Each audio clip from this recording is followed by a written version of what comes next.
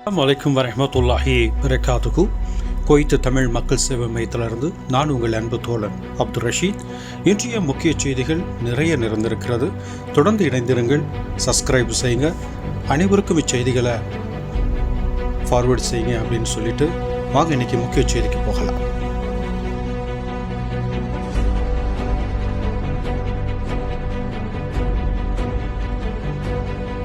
அஸ்ஸலாமு அலைக்கும் வரஹ்மத்துல்லாஹி வரகாத்துஹு. குவைத் தமிழ் மக்கள் சேவை மையத்திலிருந்து நான் உங்கள் அன்பு தோழன் அப்துல் ரஷீத். இன்றைக்கி வந்திருக்கக்கூடிய முக்கியமான செய்திகளில் உண்மையிலேயே வருத்தப்படக்கூடிய செய்தி ஒன்று, சந்தோஷப்படக்கூடிய செய்திகள் ஒன்று. இந்த முக்கியமான இந்த ரெண்டு செய்திகளை கொஞ்சம் டைம் எடுத்து கேளுங்க. ஏன்னா நம்ம வாழ்க்கை இன்றைக்கி வெளிநாட்டில் இருக்குது அப்படிங்கிற ஒரு காரணத்தினால இந்த செய்தியை நம்ம கொண்டு வந்திருக்கிறோம். தீவிரமாக விசாரணை பண்ணி கொண்டு வந்திருக்கோம். இப்போ சந்தோஷமான செய்தி என்ன அப்படின்னு சொல்லி பார்த்தீங்கன்னா, ஏற்கனவே 400 தினார் சேலரி இருந்தால் என்ன செய்யலாம், ஃபேமிலி கொண்டு வரலாம் அப்படிங்கிற ஒரு சட்டத்தை கொண்டு வந்திருந்தாங்க. இப்போ என்ன சொல்லியிருக்காங்க அப்படின்னு சொல்லி பார்த்தீங்கன்னா, எந்த விதமான வரம்பும் இல்லை. ஆனால் வரம்பும் இல்லைன்னு சொல்லிட்டு, ஆனால் சேலரியுடைய தகுதியை என்ன சொல்லலை, 200 250 300 இந்த சேலரியினுடைய சதவீதத்தை சொல்லலை. ஆனால் அவங்க என்ன சொல்கிறாங்கன்னா, வரம்பு இல்லை, எல்லாருமே என்ன செய்யலாம், ஃபேமிலியை கொண்டு வரலாம் அப்படிங்கிற ஒரு சந்தோஷமான செய்தியை குவைத் அரசாங்கம் நமக்கு தந்திருக்கு. இதனால் நமக்கு என்ன பலன், நம்மளை பலனுங்களை விட அவங்களுக்கு நிறைய பலன் இருக்குது அப்படிங்கிறது தான் முக்கியமான ஒரு விஷயம். அந்த விஷயத்தை நம்ம புரிஞ்சு கொள்ளணும் அப்படிங்கிறத இந்த இடத்துல சொல்லிக்கொள்ள ஆசைப்பட்றேன். அடுத்தபடியாக சொல்லி பார்த்தீங்கன்னா, இன்ஷா அல்லாஹ் நம்ம எல்லோருக்குமே அந்த ஆசை இருக்குது, நம்மளுடைய பிள்ளையை கொண்டு வரணும், பெற்றோர்களை கொண்டு வரணும், மனைவியை கொண்டு வந்து வெளிநாட்டில் காட்டணும் அப்படிங்கிற ஆசை. இன்ஷா அல்லாஹ் அந்த ஆசையை நீங்கள் நிறைவேற்றலாம் அப்படிங்கிறத இந்த நேரத்தில் சொல்லிக்கொள்ள ஆசைப்படுறோம்.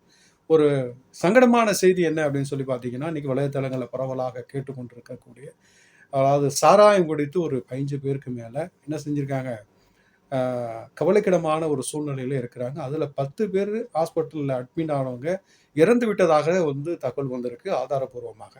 இன்னைக்கு ஒரு மணி நேரத்துக்கு முன்னால் என்னுடைய வீட்டுக்கு கீழே ஒரு 10 பேர் சிஐடி பிடிச்சிட்டு போயிட்டாங்க.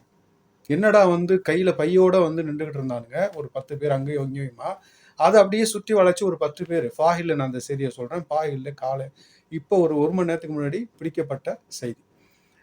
ஸோ அதனால் சின்ன லாபத்துக்கு ஆசைப்பட்டு நம்மளுடைய வாழ்க்கையை இழந்து போகக்கூடிய சில சகோதரர்கள் இருக்கிறாங்க. அதே நேரத்தில் சிற்று இன்பத்துக்காக இந்த மாதிரி ஒரு சிறிய போதைக்காக என்ன அடிமையாகி என்ன செய்கிறாங்க, இந்த மாதிரி கிடைக்கக்கூடிய சில போதைப் பொருட்களை, சாராயத்தை வாங்கி குடிச்சிட்டு தன்னுடைய குடும்பத்தை திறந்து செல்லக்கூடிய ஒரு நிலைகள் ஏற்படுது. தயவுசெய்து நம்ம என்ன நோக்கத்துக்காக இங்கே வந்திருக்கிறோமோ அந்த நோக்கத்தை நம்ம நிறைவேற்றி விட்டு செல்லணும் அப்படிங்கிற ஒரு செய்தியை இந்த நேரத்தில் சொல்லிக்கொள்ள ஆசைப்படுறோம்.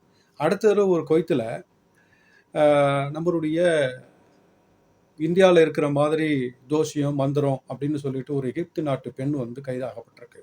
அவங்க என்ன செஞ்சுருக்காங்க பார்த்தீங்கன்னா, பலவிதமான மந்திரங்கள் செய்வதாகவும், நான் இந்த வீட்டுக்கு அதிர்ஷ்டத்தை தரேன், அப்படி செய்கிறேன், இப்படி செய்கிறேன்னு சொல்லி பலவிதமான அந்த இதெல்லாம் செஞ்சு அதை வலைத்தளங்களில் பிடிக்கப்பட்ட ஒரு செய்திகளை நம்ம பார்க்குறோம். அந்த செய்திகளை இன்றைக்கி வீடியோ வடிவில் கூட பார்க்கலாம். ஸோ இந்த மாதிரியான தவறான வழியில் பணத்தை அபகரித்ததாகவும் கொள்ளையடித்ததாகவும் பலவிதமான கேஸுகள் அவர்கள் மேல் உள்ளதனால அந்த பெண்மணியை என்ன செஞ்சுருக்காங்க, கைது செய்யப்பட்டிருக்கிறதாக ஒரு தகவல் வந்திருக்கிறது. அடுத்த செய்தி என்ன அப்படின்னு சொல்லி பார்த்தீங்கன்னா, நபிகள் நாயகம் ஸல்லல்லாஹு அலைஹி வஸல்லம் அவர்களுடைய பிறந்த நாளை முன்னிட்டு, அதாவது செப்டம்பர் 4ஆம் தேதி விடுமுறை அறிவிக்கப்பட்டிருக்கிறது. அந்த நாளை ஒட்டி இன்ஷா அல்லாஹ் 3 நாட்கள் தொடர்ந்து லீவு வருது. மற்றபடி செப்டம்பர் 7ஆம் தேதி எப்போதும் போல வேலை நேரம் ஆரம்பிக்கப்படும் என்று சொல்லப்பட்டிருக்கிறது. ஸோ இந்த லீவை இறைவனுக்கு பொருத்தமான நாளாக நம்ம பயன்படுத்தி கொள்ள ஆசைப்படணும். அடுத்தது ஒரு சின்ன விஷயத்தை, வெளிப்புறமான செய்தியை நம்ம சொல்ல ஆசைப்படுறோம். நேற்று ஒரு ஜனாசா அடக்கம் பண்ணோம். இதுக்கு முன்னால் 2-3 பேர் ஜனாசா நம்ம அடக்கம் பண்ணோம். இந்த அடக்கம் பண்ணக்கூடிய அந்த ஜனாசானுடைய பின்னணி என்ன அப்படின்னு சொல்லி பார்த்தீங்கன்னா, ஹார்ட் அட்டாக் ஒன்று. என்ன, இதில் அதிகமாக ஹார்ட் அட்டாக் தான். இந்த ஹார்ட் அட்டாக் வர்றதுக்கு முக்கியமான காரணமே நம்மளுடைய மன உளைச்சல் தான் அப்படிங்கிற ஒரு செய்தி பின்னணியில் நம்ம கண்டுபிடிக்கப்பட்டிருக்கிறது. ஆகவே மன உளைச்சல் அடைகிறதுனால எந்த விதமான பிரயோஜனம் இல்லை. அந்த மன உளைச்சலுக்கு உண்டான பிரச்சனைகளை என்ன அப்படிங்கிறத நம்ம என்ன செய்யும், தீர்க்கறதுக்கான வழிகளை நம்ம தேடணும் என்று சொன்னால் அது பிரயோஜனமாக இருக்கும் என்பதை சொல்லிக்கொண்டு, இன்ஷா அல்லாஹ் நம்ம எவ்வளோ பெரிய கஷ்டங்கள் வந்தாலும் அந்த கஷ்டத்தை தீர்க்கக்கூடிய பகுதியை நாம தான் அடைஞ்சிருக்கிறோம், அதை நாம தான் தீர்க்க வேண்டும், அதுக்கு நாம தான் வழி தேடணும் அப்படிங்கிற ஒரு மனசுல உறுதியோட இன்ஷா அல்லாஹ் உங்களுடைய பயணத்தை தொடருங்கள். இறைவன் உங்களுடைய கஷ்டத்தை நீக்கி நீண்ட ஒரு பரக்கத்தை தர வேண்டும் என்ற இறைவனிடத்திலே குவைத் தமிழ் மக்கள் சேவை மையம் உங்களுக்காக வேண்டிக் கொள்கிறது. நாங்கள் சொன்ன செய்திகள் எல்லாம் உங்களுக்கு பிடித்திருக்கும் என்று நாங்கள் நம்புகின்றோம். மீண்டும் நாளை பொழுதின் நற்செய்தியோடு உங்களை தொடர்பு கொள்ளும் வரை உங்களிடம் விடைபெறுவது நான் உங்கள் அன்பு தோழன் அப்துல் ரஷீத். அஸ்ஸலாமு அலைக்கும் வரஹ்மத்துல்லாஹி வபரகாத்துஹு.